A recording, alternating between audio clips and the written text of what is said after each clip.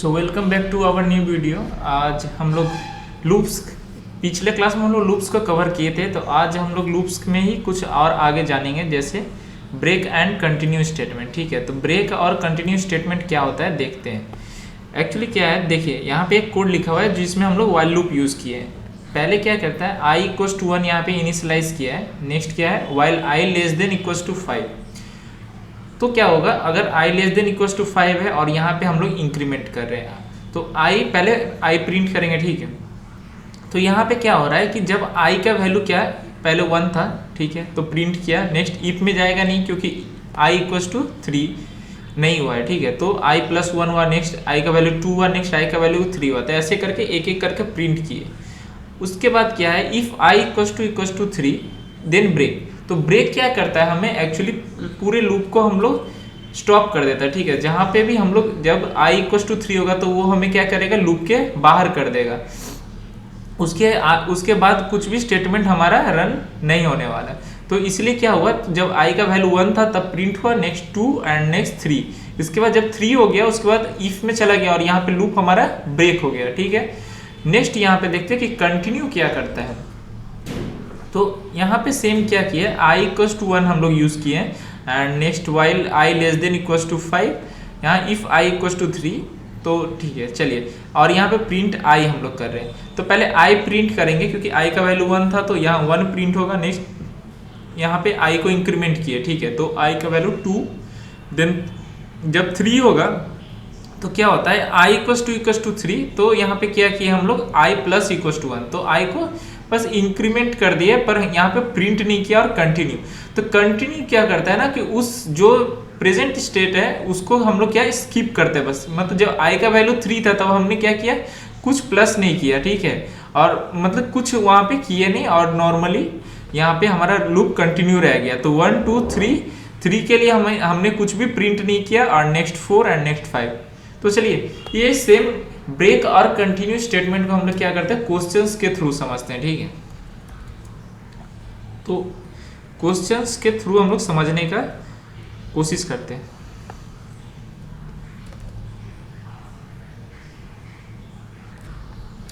तो चलिए हम लोग कंटिन्यू करते हैं। ठीक है, तो हमारा आज जो क्वेश्चन हम लोग सॉल्व करने वाले हैं, यहाँ क्या है, फर्स्ट 10 प्राइम नंबर। ठीक है, तो यहाँ पे क्या होता है कि हम लोग जो क्वेश्चन सॉल्व करने वाले हैं ये है फर्स्ट 10 प्राइम नंबर। तो इसमें क्या है कि हमें पता नहीं है कि जो लास्ट जो 10th नंबर का जो प्राइम आएगा, जो जैसे क्या 2 3 5 इस तरह से हमारा प्राइम नंबर्स होते हैं। उसके बाद अगर हमारा जो 10th नंबर पे जो प्राइम होगा उसका नंबर क्या है हमें नहीं पता।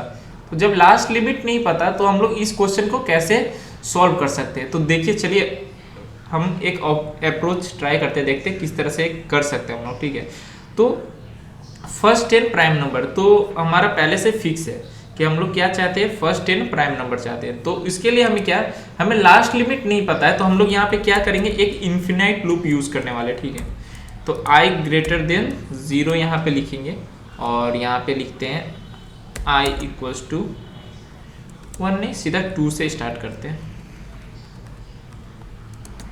नेक्स्ट, अब क्या है, अब ये हमारा नंबर तो आ रहा है, तो अब हमें चेक करना पड़ेगा ना, एक एक करके चेक करते हैं। ठीक है, तो फॉर i इन रेंज, यहाँ पे कुछ और ले लेते हैं, i नहीं, फॉर j ले लेते हैं, फॉर j इन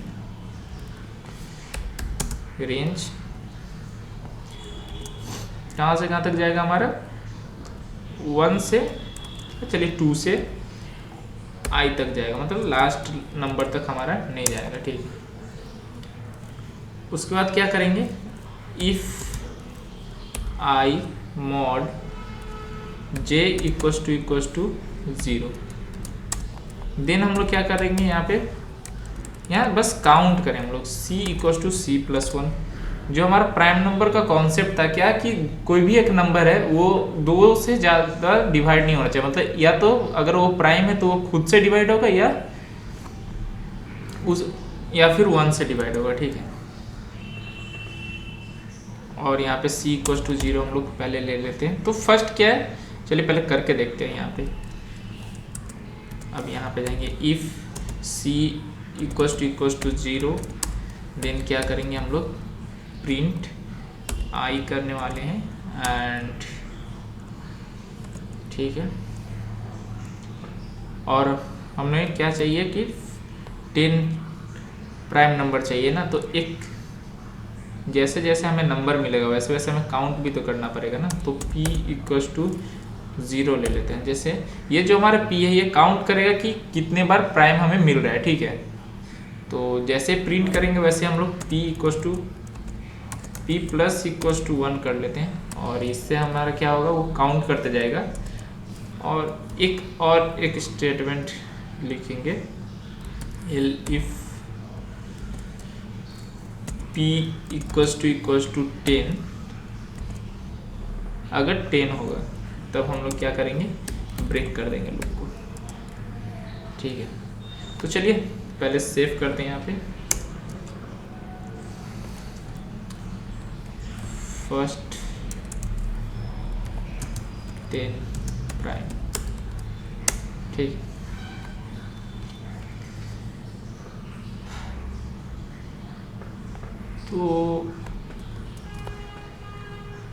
तो यहाँ पे हम लोग क्या करते हैं कि हमारा जो लॉजिक था उसी के हिसाब से हम लोग करेंगे कि वो या तो 1 से डिवाइड होगा या फिर वो खुद से डिवाइड होगा। तो कितनी बार टोटल डिवाइड होना चाहिए, 2 बार डिवाइड होना चाहिए, ठीक है।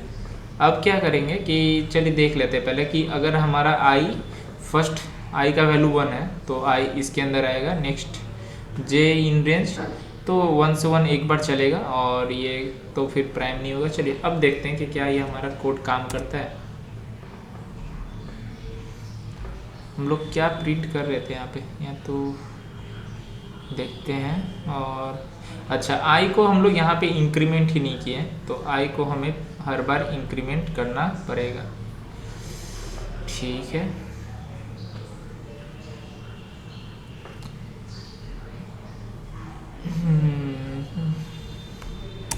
I equals to I plus 1 ले रहे हैं, ठीक है। चलिए अब देखते हैं क्या हमें फर्स्ट 10 प्राइम नंबर्स मिलते हैं।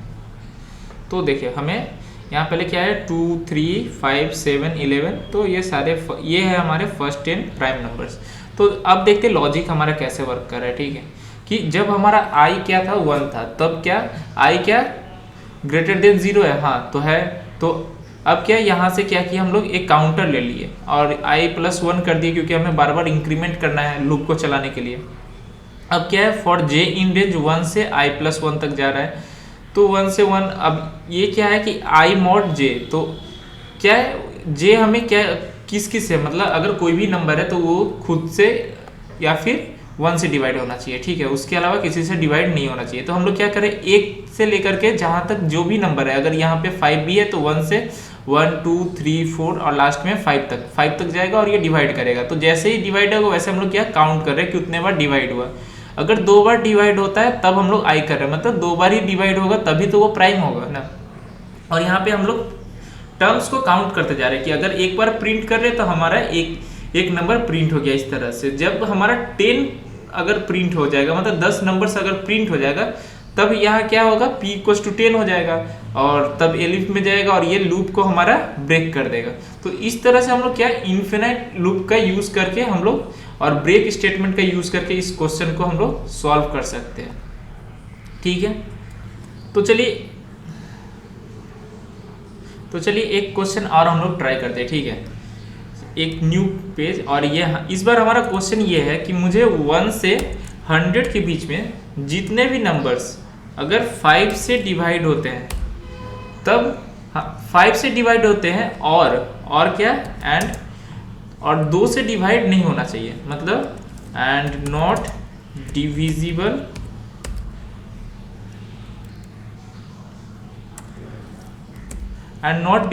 बाय 2, ठीक है। तो 2 से डिवाइड नहीं होना चाहिए। मुझे 1 से 100 के बीच में वो नंबर्स प्रिंट करने जो 5 से डिवाइड होता है और 2 से डिवाइड नहीं होते हैं, ठीक है। तो इसके लिए हम लोग क्या फॉर लूप यूज करेंगे। तो फॉर आई इन रेंज 1 से हम लोग क्या 100 तक चाहिए, तो 1 से 100 तक हम लोग चेक कर ले रहे हैं, सारे नंबर्स ले लिए, ठीक है। अब क्या, अब एक एक करके चेक करेंगे। अब एक एक करके चेक करना है क्या कि 5 से डिवाइड होना चाहिए एंड 2 से डिवाइड नहीं होना चाहिए, ठीक है, तभी ये हमारा काम करना। तो if I mod 5 equals to 0, मतलब 5 से अगर डिवाइड हो रहा है, ठीक है, तब एंड क्या होना चाहिए, and I mod 2 not equals to 0, तभी हम लोग यहाँ पे क्या करेंगे, तब हम लोग यहाँ पे प्रिंट करेंगे आई को। ये हमारा लॉजिक है। चलिए इसको हम लोग रन करते हैं कि क्या ये हमारा वर्क कर रहा है।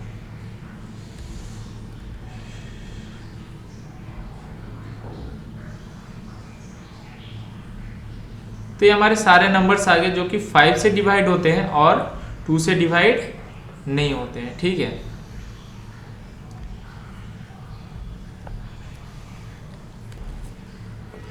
तो ये सब कुछ एग्जांपल्स थे फॉर लूप के, मतलब कुछ क्वेश्चंस जो कि हम लोग फॉर लूप के यूज करके कर सकते थे।